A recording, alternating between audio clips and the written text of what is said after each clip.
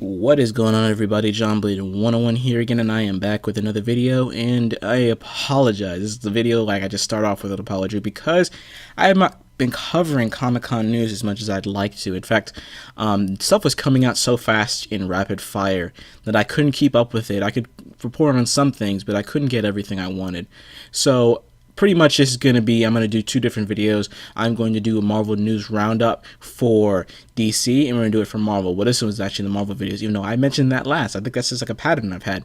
So anyways, we're going to go over the Marvel news that came out at San Diego Comic-Con. Obviously, I can't go through all of it because there's a lot of stuff here, and I'm not doing comic book stuff as well, even though it's Comic-Con, but a lot of big stuff came out for the movies, and yeah, I think that's probably where I should probably focus my stuff, because that's most of the big things everyone's more talking about. And we have a lot of good stuff here, like we have Captain Marvel, Black Panther, SpiderMan Homecoming, etc. And there's a lot of big stuff that they revealed at Comic-Con, so I'm going to talk about them each like in my own segments, like one at a time. And so yeah, I think that's really where I'm going to have to go here. Okay, so the first one thing I want to talk about is the trailers dropped for Luke Cage, like I did a video for. Link in the description, click it please. Anyways, and Iron Fist featuring Danny Rand. I think they also revealed some small Daredevil teaser. I'm not sure. I remember seeing something like that. I haven't watched it yet, but I have seen both of the Iron Fist and Luke Cage videos, and I'm really wondering at some point whether these two are going to become friends. I'm assuming that's going to happen in Defenders, and that's another thing that came out. They had released a small teaser for Defenders, even though there's really nothing, we haven't seen any actual footage yet of them doing their thing. The Defenders, like Jessica Jones, Luke Cage, Iron Fist, and Daredevil. We didn't see them together yet, but they just announced it, and it's coming, I think, in 2017. And I think also Iron Fist is coming in 2017 as well, and I'm assuming that Iron Fist is coming out at the beginning of 2017, and with Defenders coming out that fall, similar to how Jessica Jones did last year, and Daredevil did kind of like this year. In fact, I think that's what they're going to go for. I think next year, most likely, it's not going to have any Daredevil Season 3. I don't think so. I think it's mostly just going to be Iron Fist and then Defenders, because we're probably going to spend more time filming for Defenders, but I'm not sure about that. There could be multiple Netflix series playing at once that year, and they might have just moved Daredevil down or up, or I don't know exactly where, but I can't wait for it. I mean, I can't really express my excitement. I mean, if Defenders is anything like Daredevil or Jessica Jones, I think it'll be perfect. Iron Fist and Luke Cage, I have no worries about it. I think that the series is going to be great. The guy that plays Luke Cage, I'm sorry, I still haven't learned his name yet, and the guy that plays Iron Fist, or aka Danny Rand, I don't know who he is either necessarily, but I think because Marvel has a good casting record, they did a good job with Charlie Cox as Daredevil, and Kristen Ritter, I think is her name, for Jessica Jones. I think that they were almost perfect casting choices, so I can't really say that I'm worried about this, because a lot of the time Marvel, I've been kind of worried about some casting, but then I've been proven wrong, and I've always enjoyed what Marvel's done with these characters, and obviously they know what they're doing, and I think that that's probably one of the great things about it. So anyways, we're moving on to more of the TV shows on TV now, where we have to go to Agents of S.H.I.E.L.D., where we actually learned that Ghost Rider, all characters, is coming to Agents of S.H.I.E.L.D. season 4. Yeah, season 4, that's what it is. I kind of forgot about the season number there, but anyways, yeah, he's coming. I can't wait for this, actually. Ghost Rider, has been a long time since I saw him. What was his last movie? Was it Spirit of Vengeance? That came out a while ago, and I think it's probably about time we kind of get a better version of him. I would preferred him to have his own Netflix series, but I think that him being an Agent of S.H.I.E.L.D. would be pretty interesting. So I'm assuming, are they going to make him like an Inhuman character? I doubt it, but I think that because this show has a bunch of, the Inhuman thing was a big thing in season 3, I was thinking like, oh, well, they're going to make him some kind of Inhuman character, but maybe they're not. They're probably going to do the original backstory, which I can't really wait for. I'm interested in Agents of S.H.I.E.L.D., and I'll probably watch it day one, and it comes out on September 20th, I believe that's when it comes out. But yeah, I can't wait for it. I mean, Agents of S.H.I.E.L.D. I enjoyed some of the last couple episodes. Even though I didn't watch every episode of season 3, I still enjoyed what I saw, and I probably should get back into that series. Just kind of, it comes on Flash Night, and I know it comes after Flash Night. I'm just saying, like, it's just, I don't know, it's something I feel, because when it comes out, I've had other things to do the next day, so I don't want to stay up too late. But anyways, we're moving on to actually somebody joining Black Panther. Okay, hold on a second. So Denai Guria Guerrilla. Okay. Denai Guerrilla enjoys the cast of Black Panther. I don't know who she is, but I think she is part of the, I don't think she's part of Walking Dead. I'm just reading from the site here because I have some stuff up on the screen that I'm reading. But anyways, I don't know exactly who she is. Judging that it's coming from the Walking Dead forums, I'm assuming that she's from The Walking Dead, but don't quote me on that. So anyways, this character, I don't know who she is. I don't know who she's playing yet, but yeah, there's not really much anything I can really say too much about that. But anyways, let's move on to Captain Marvel, and we finally got some concrete new things from Captain Marvel, even though Captain Marvel is way far ahead in the Marvel cinematic universe timeline. So we have Brie Larson. Like I said in my Captain Marvel video, I was mostly speculation at that time, those were rumors, but we finally got confirmed confirmation that Brie Larson is playing Captain Marvel, and I think that's pretty great. I mean, she's a pretty she's an Oscar-winning actress. She won Best Actress for a movie called The Room, which I've never seen, but she still won Best Actress. So she must be pretty talented, pretty revered actor. Very well respected. So can't wait to see how she's gonna do, and I have no problem with this. I mean, she looks the part. She looks like she's happy to play the character, and I hope maybe, she said at once she may not have know much about this character. She's like, isn't that Captain Marvel, isn't he a guy? Like I said, that could have been her just playing around, kind of like this ignorance kind of thing, just to try to make sure that no one knows too much thing concrete, because they don't really want to say flat out, I am playing Captain Marvel, until Marvel feels okay for them to announce it themselves, which is already, that's all the corporate stuff, business stuff. But yeah, I can't wait to see how she's gonna do. I think she, like I said, looks the part. I think she'll do a great job. So anyways, we're gonna move on to Spider-Man Homecoming, man, and what we've learned from this film. And it's just, I'm thinking, actually no, I'm gonna make you guys wait. I'm gonna make you guys wait really long for this Spider-Man Homecoming, because we're gonna have to move on to something else, which is Guardians of the Galaxy Volume 2 news, which is pretty great. I mean, I love the first Guardians of the Galaxy. I have it Blu-ray in my house, and I don't really buy too many movies disc-wise. But anyways, I have it Blu-ray in my house. I love the film. Very funny, very creative. I just can't really say too much about it. I mean, I could say so much about it. I could probably make a review about it right now and talk for like 40 minutes about how much I love Guardians of the Galaxy. But anyways, we have new news from Volume 2 of Guardians of the Galaxy, where we get to actually see, well, actually, we didn't get to see anything. We actually saw, people at Comic-Con actually saw a clip of it, of the trailer and of the movie, where we get to actually see Yondu, who's joining the cast. I think, what's her name? I forgot her name. A lot of different people have joined the cast, and Nebula has joined the cast. Everyone is joined in, and we actually get to see Peter Quill's father, which is Ego the Living Planet. And that's something I thought was pretty interesting, because Ego the Living Planet is one of those more obscure Marvel characters who's honestly, I can't say I'm not surprised, because Star-Lord's father is a living planet. You know what I'm saying? That is hilarious to me. That's probably the funniest way they could possibly go is, oh, your dad is a planet, the living planet. And that's making me think, I mean, what else could it have been, man? That's the funniest thing I think that possibly they could have done. And I can't wait to see the regular film going audiences see that Star-Lord's father is a planet. That is the most amazing thing. It's, like I said, it's funny, it's creative. I think it's just they change things up from the comics, but I think it's a funny change, because like I said, Guardians of the Galaxy is a pretty big comedy movie, and it's just made me laugh when I heard it, because Ego the Living Planet is Star-Lord's father, and that is ridiculously awesome. I can't really say too much about that. I mean, that's amazing, man. That the fact that Star-Lord's father is a planet. Now, I'm not sure how big he's gonna be. Apparently from the trailer, I don't think she's gonna be that big, or is he? I don't know, but I can't wait to see how they're gonna do with that. That's gonna be hilarious. And like I said, one of my speculations way back when I did my where are the last 2 Infinity Stones, I thought that the time gem would be used in this film in some kind of way. And to be honest, I'm still going to stick with that, because the time gem, like I said, is the gem that most likely could be used for comedy, where you can have certain characters go back in time and relive things and do all this fun stuff. Time travel antics can be fun, especially with the writers behind Guardians of the Galaxy. I know that they know what they're doing, and obviously if they can make something as funny as making Star-Lord's father a living planet, I think that they can probably do some really work in some really fun comedy with the time gem. So anyways, we're moving on to, like I said, Spider-Man Homecoming and the news about that.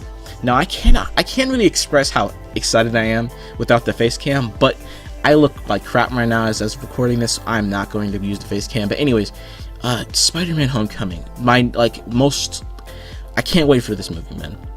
It is just like, I need to see it. I need to see it, man, because it's like, now the more news that comes out about it, the more excited I am. And Marvel's like not giving me enough, but don't give me too much, but just give me, you know, more. Give me a little more. I need to see a trailer. I need to see footage of this movie. But anyways, we're going to move on to actually what's concrete here. So they did actually show footage to the people in Comic-Con in the seats in the booth, but I wish I could have seen that. I wish that could have been public. Once again, I think it's test footage or really early footage of the movie, because I think the movie started filming not too long ago. So I think about 2 weeks ago, I believe. But yeah, I mean, they should have shown it to the public. I want to see Spider-Man. I want to see how Peter Parker is going to be in high school. And that's one of the big things about this trailer, is that I heard that it's about him being in high school, talking about Liz Allen. Like, I never thought they would actually do Liz Allen eventually, but now they did it, and she's being played by Laura Harrier, which I thought Zendaya was actually going to play Liz Allen, but Zendaya is still playing a character called Michelle, which I'm not too sure about actually. But yeah, Liz Allen is in this movie.